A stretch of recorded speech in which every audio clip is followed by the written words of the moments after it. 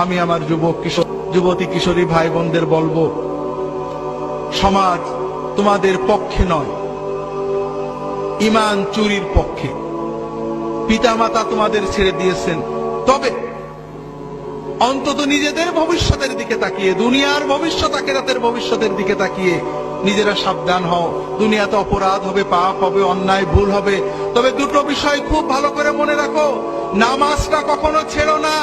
নামাজ, যদি সিনেমা হলে থাকো বেরিয়ে এসে নামাজ পড়বে, যদি খেলার মাঠে থাকো ওয়াক্ত মতো নামাজ পড়বে। নামাজটা কখনোই ছাড়বে না, যত কিছুই হোক সময় মতো নামাজ পড়বে।